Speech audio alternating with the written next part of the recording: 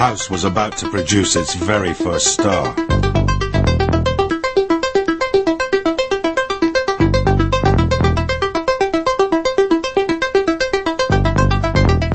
In 1984, a demo tape unlike any other spread like a virus through the clubs of Chicago.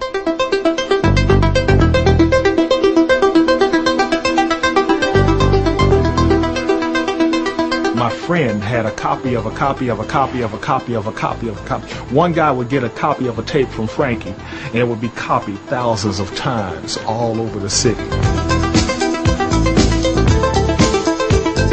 There was this one little sequence line, and it was just like a 3-note line and just repeated. But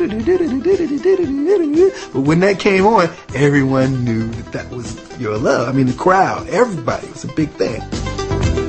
Everybody was singing along with the song. Everybody, in the whole crowd. And it was the shit. The track was bumping. It was the shit. Jamie was God to us. We had no idea he was like a kid in his bedroom making music. I thought Jamie was a millionaire in Europe somewhere. I didn't even know he was black.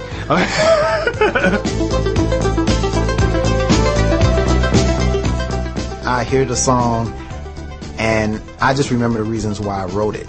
So, but a lot of people tell me, that song touched me and this and this, and I'm grateful, that happened for them.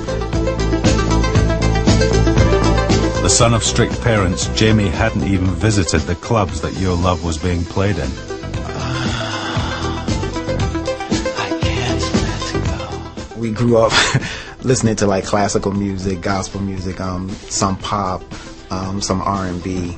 So I was pretty well-rounded. It's just that it was only certain days you could play that music in the house, pretty much.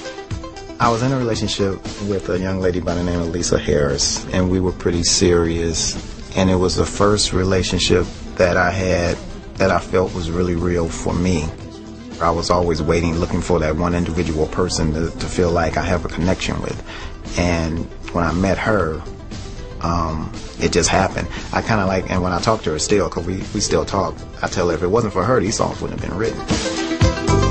Whenever you're next to me, I begin to swear. When we touch, I lose control. Now you know what's next. Fantasizing all the time, everybody next to mine. I sent this tape to every company in New York, and they turned it down. This is not what we're looking for. We're not into this. So I was like, fine.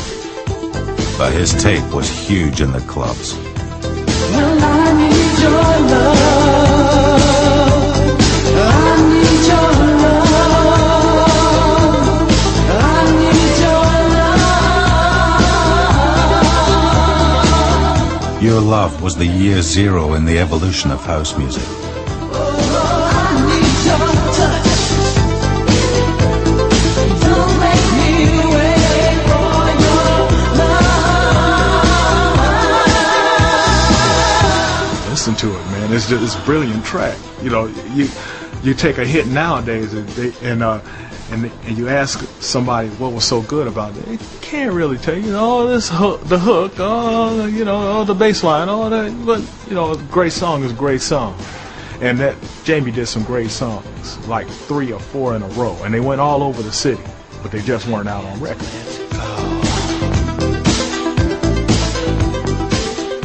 I mean, I feel like it was a divine hand in it, because it was so many different variables. If I wasn't in this situation, I wouldn't have wrote the song. I wasn't going to ever take the tapes to Frankie, so my friend had to do it. If he never would have did it, none of this would be how it is now. I wouldn't even be sitting here talking to you right now. So it's a divine situation for me. I mean, it's still to this day totally hypnotic. The version of Your Love that got released was not the best one. It was the okay. One that was, the one that was released. It wasn't the best one. The original still isn't released. Which I still need to get a copy of that. Yeah, it's around. I got one. Okay. But it's just on tape because it never was on record. No longer about recycling old disco, house was something new, something fresh. It just wasn't on vinyl until On and On.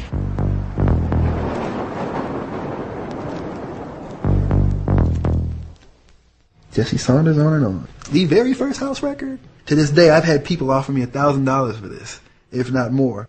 I had noticed that all of the girls thought that he was such a cute guy DJ.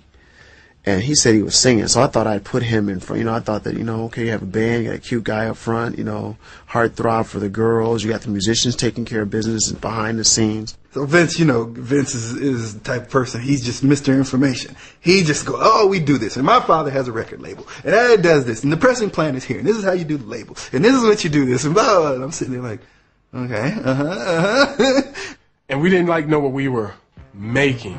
We were just making music from what we listened to at the club.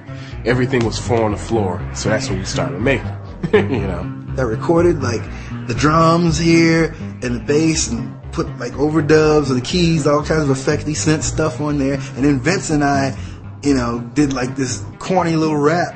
And Jesse liked this line from White Horse where it said, "Bitch, wanna be rich, got to be a bitch." So it goes on and on. And then Jesse says, "Bitch."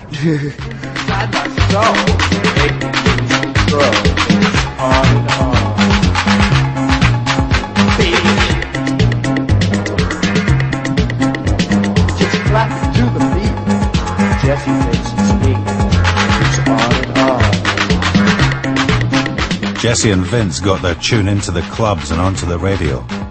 By the time they turned up at imports, etc., On and On was a must-have record. And they're like, "Where'd you get this record?" And they're like, "We made it. It was us. We did it. We did this record." And the guy said, "Really? What do you mean?" I'm like, "Well, we made the record. It's our record. It's on our record company. See, that's my handwriting on the label." Vince wrote this. This was just a blank cover. He hand wrote this himself. He goes, "How many you got?" I'm like, "You might want to think about it, because I got 1,000 of them in my car. How many do you want?" And he says, "I'll take them all. How much do you want for them?" And I very quickly thought to myself, okay, it costs us $1 to make the records. And I want to get $2 at least, because then I'll make 50 cents and Jesse will make 50 cents and we'll be cool. I said $4, figuring the guy would want to negotiate me down. He said okay, and he wrote me a check for $4,000.